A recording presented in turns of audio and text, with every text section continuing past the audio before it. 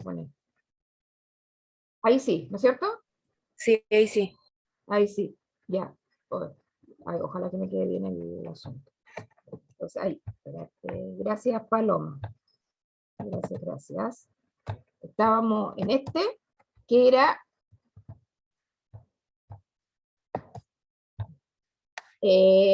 como les decía, la mayoría de los textos que a ustedes le entregan, la información es objetiva, porque si buscan un texto de biología, de química, de historia, todo es texto que usted puede comprobar, son todas informaciones que ustedes pueden comprobar. En cambio, si fueran subjetivas, tiene que ver como objetivos son los hechos y subjetivos son las opiniones. Si fuera subjetivo, podría haber, por ejemplo, los textos literarios. Los textos literarios son subjetivos, porque es lo que piensa el autor, lo que siente, lo que reflexiona, etc. Y en el cuarto paso tiene que determinar qué tipo de texto es. Si es una receta, si es un texto instructivo, si es un cuento, si es una canción, etc. Entonces, repetimos aquí la estrategia 1. ¿Qué es lo que tenemos que hacer? Identificar la silueta del texto, identificar la finalidad, para qué sirve este texto, en qué situación se utiliza, etc. La 3, identifica la estructura del texto, en qué parte se divide el texto, qué información importante contiene. Y por último, 4, determina el tipo de texto, reúne la información de los pasos anteriores y a partir de ella determina el texto que ustedes están mirando y que están, ¿no es cierto?, y que van a leer, se supone. ¿Qué es lo que van a leer? ¿Qué se van a enfrentar? ¿Qué esperan de él? ¿Qué información o qué expresión van a sacar de ahí? Y estos son, por ejemplo, algunos, los vamos a ver de, ¿no es cierto?, de a uno, pero estas son principalmente las formas que ustedes ven cuando se enfrentan a distintos textos. Para identificar los tipos, ayudará los diferentes tipos de texto, ayudará a comprender mejor lo que lees. Para desarrollar esta estrategia se debe observar su silueta, identificar su finalidad, estructura y características. Lo primero, jóvenes, siempre obviamente miran la forma, pero eso no significa que no hay que leerlo, ¿ya? Porque tenemos que hacer una comprensión global, es decir, leer el título, identificar el tema, sacar la idea central, los detalles, ver alguna palabra que no conocemos, hacer una relación de las ideas, ocupar todas las otras estrategias que nosotros hemos aprendido, pero y aquí incorporaste y ver también la relación que tiene con la forma. Todo lo otro e incorporarlo también diciendo, esto es un cuento, esto es una canción. Y por ejemplo, ¿qué tipo de texto ustedes conocen? En los literarios, por ejemplo, conocen el cuento que es corto, la novela es larga, la obra de teatro que ustedes la reconocen porque tiene título, pero la reconocen porque está en diálogo y hay personajes que hablan. Juanito y María, y habla cada uno de ellos. Por eso se dan cuenta que es una obra de teatro. Esa es la forma. Y los poemas, y las poemas pueden ser las canciones. ¿Cómo se llama cada parte del poema, chiquillo? Lo dije hace un rato. Estrofas o versos. Exacto. Estrofa son los grupos de versos, porque el verso es cada línea, pero son líneas más cortitas, ¿no es cierto? Y la estrofa es el grupo. Y lo único diferente que podría tener, bueno, después lo vamos a ver en la forma. Entonces ahí lo vemos, es que es muy parecido el poema y la canción, pero ahí vamos a ver la diferencia luego. En los textos periodísticos, ¿qué es lo que vemos? Las noticias, que es lo principal, lo que primero te dan, pero también van artículos de opinión. Los artículos de opinión ustedes los reconocen porque casi siempre va con el nombre del periodista que lo escribió o de la persona que lo escribió, porque a veces yo le he dicho que llaman a otras personas que son personajes que son importantes, que un sociólogo, un historiador, un político, etcétera, que escribe sobre algún tema y ahí él muchas veces le ponen la foto, le ponen el nombre. Los reportajes es parecido a la noticia, pero mucho lo distinto principalmente que la noticia tiene que ser actual y vigente. En cambio, yo puedo hacer un reportaje de la adolescencia y eso no tiene por qué ser tan de hoy día, ¿no es cierto? Puede ser la adolescencia de los últimos 5 años hasta la fecha Y ahí tengo que entrevistar a adolescentes, tengo que mostrar fotos, tengo que preguntarle tal vez a los padres, tengo que preguntar a los profesores, etcétera, para hacer una noticia bastante trabajada, profundizada, ¿no es cierto?, con respecto a un tema. Y la entrevista, que también aparece mucho en los medios de comunicación, son ese formato donde hay un periodista que hizo algunas preguntas que la hizo antes y se la hace a algún personaje de interés. Puede ser muy conocido o alguna persona que le pasó algo en específico y le tiene que preguntar, pero tiene que pensar antes las preguntas, no puede llegar y hacerlas. Muchas veces los periodistas, cuando la situación, por ejemplo, una explosión de algo, un choque, y le tiene que preguntar a los testigos, si bien las preguntas aparecen ahí de manera espontánea, él ya tiene un cúmulo de preguntas que se deben hacer en ese tipo de situación. Él ha estudiado y tiene ahí en su conocimiento y en sus apuntes, ¿no es cierto?, qué preguntas se deben hacer ante situaciones de emergencia como un choque o cosas así. Después, los textos de información científica son todos aquellos que ven ustedes en clases, todo de todos los ramos, incluso de lenguaje, matemática, historia, biología, física, química. En todo ello hay definiciones, hay notas, hay informes de experimentos, hay monografía, biografía y relatos históricos. Por ejemplo, no solo en los textos de lenguaje hay glosarios o léxicos chiquititos donde están los significados de las palabras. En historia, en biología, en química también. Los textos instruccionales, la receta y el instructivo. Ustedes saben que ustedes compran cualquier elemento tecnológico o cualquier remedio también y cualquier los remedios, no sé si todos los remedios, pero la gran mayoría, los que vienen en cajita, vienen con un papelito adentro. Y en ese papelito te dice todas las instrucciones y todas las indicaciones que tiene ese medicamento. Si lo tiene que tomar con prescripción médica, sin prescripción médica, cuántas veces al día, los componentes que tiene, todo eso. Y eso está dentro de lo instruccional. También todo, cuando ustedes compran cualquier teléfono, televisión, una batidora, cualquier elemento tecnológico, viene con su folleto, viene su folleto y ustedes tienen que, se supone que leerlo antes de ocuparlo para que todo funcione bien. Acá tal vez no conocen esta palabra, lo que se llama epistolares, textos epistolares. Siempre que hablamos de epistolares se refiere a cartas, ¿ya? A correo epistolar, la carta, la solicitud. Hoy día nadie escribe cartas, porque llegan puras cuentas, pero hoy día nosotros usamos principalmente los correos institucionales o los correos de distinto tipo para hablar algo más formal. Y también cuando hacemos solicitud. Para pedir algo, etc. Acá es un poquito una imagen que yo saqué de internet, chiquillos.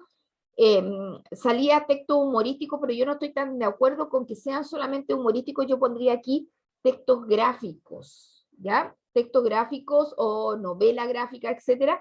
Ahí ustedes reconocen la historieta, porque la historieta va con imagen y texto, imagen y texto, pero no siempre humorístico, porque muchas veces hay historietas que pueden unir, ya, pueden unir, pero no exclusivamente humor, pueden unir, porque a veces lloran, a veces, ¿no es cierto?, tienen tragedia, la manga japonesa y todo eso. Y los textos publicitarios, que encontramos ahí los avisos, los folletos, los afiches, lo único que deberían ustedes, chiquillos, distinguir que la publicidad es hecha para que usted compre, ¿ya? O gaste dinero.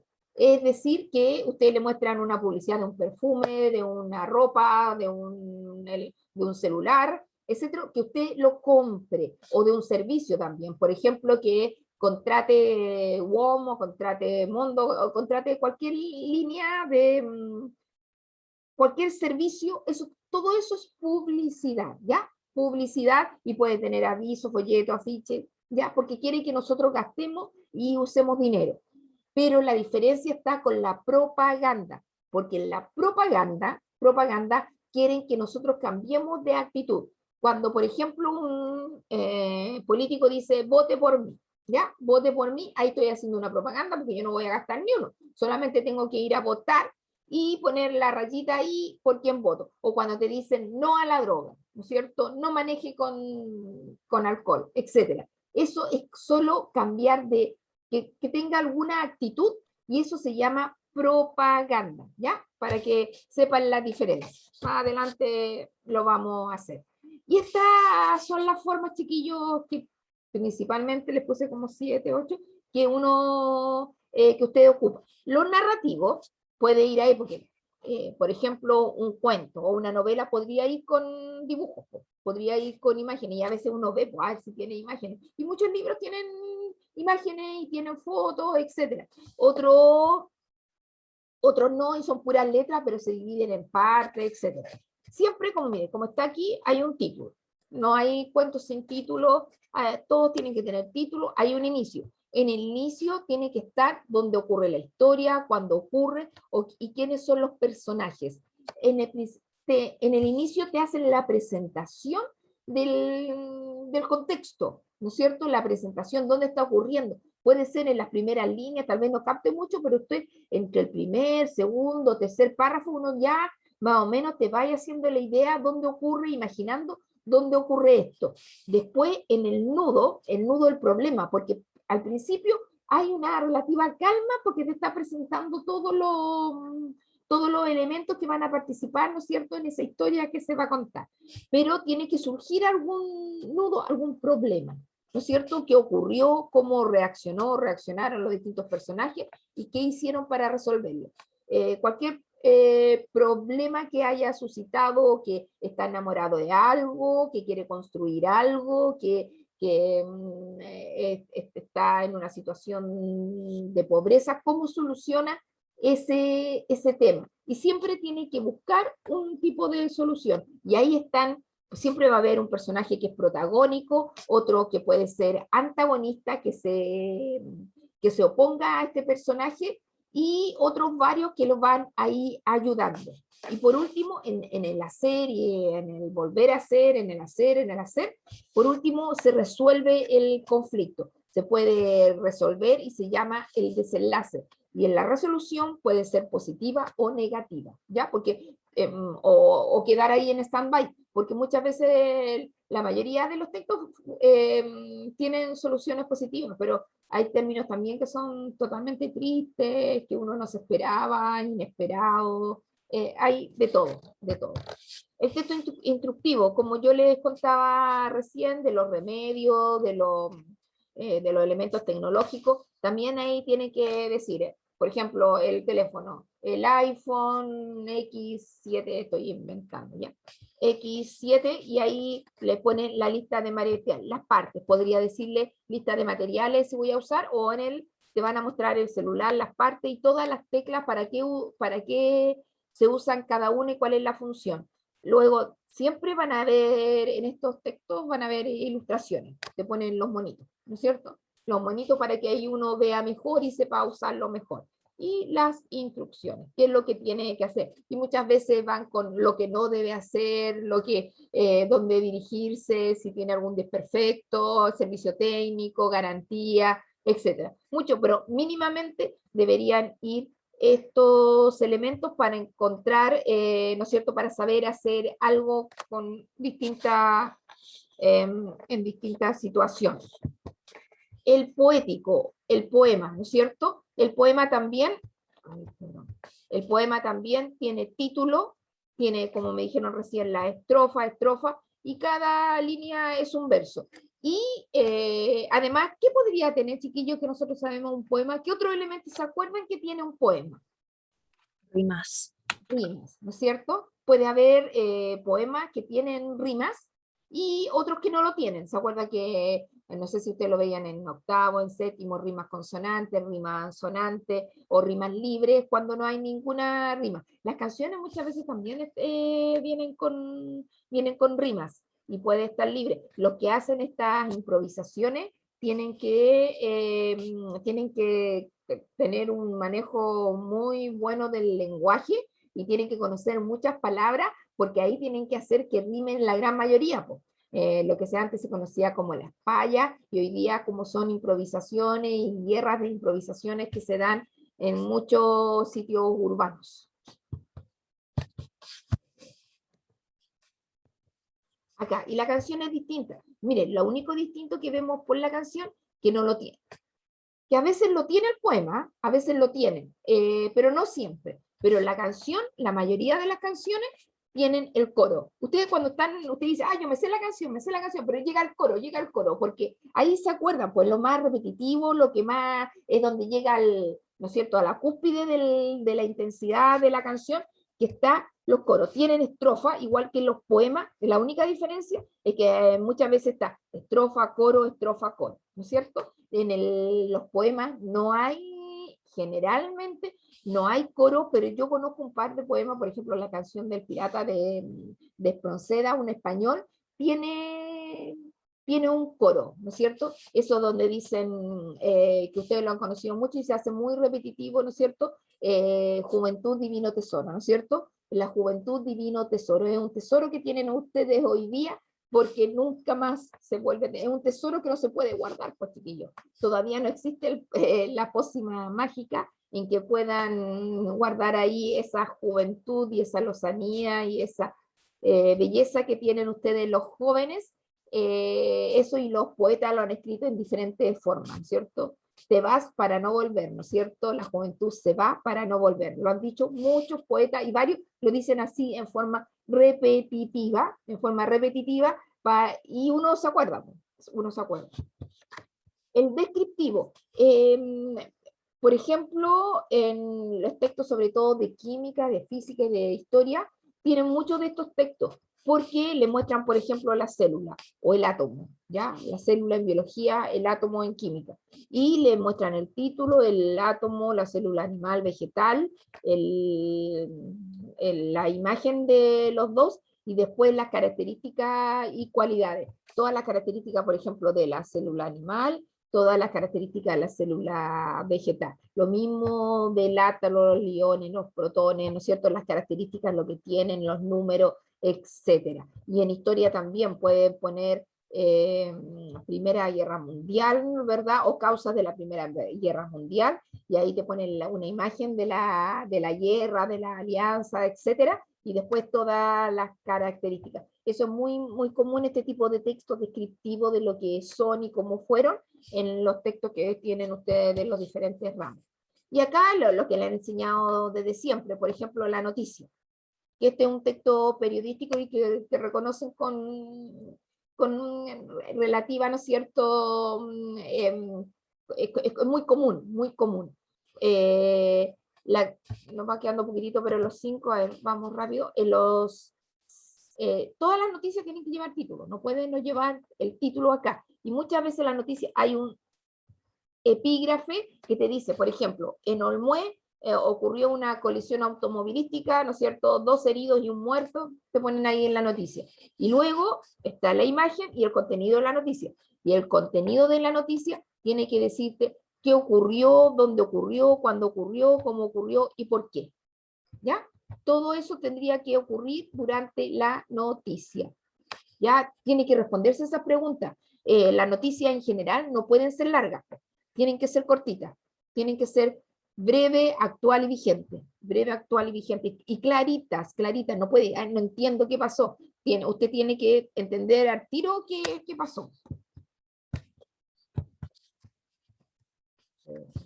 Ahí. El afiche tiene una condición que no es necesario que vayan todas estas cosas, porque hay afiches que solamente es de marca, por ejemplo, la Nike. La Nike ustedes la reconocen porque tiene ese signo, ni siquiera dice Nike en montones de afiches, solamente. La Coca-Cola solamente ustedes la reconocen porque dice Coca-Cola y los colores rojo y negro son los más característicos. Entonces, puede ir la frase breve, puede ir la imagen y datos del producto. Si una crema, va a ir todo. Una crema para la cara, etcétera, va a ir la imagen de la crema, cómo se llama y todas las características para la arruga, para esto, para la otro, para este. Todo eso te va a explicar.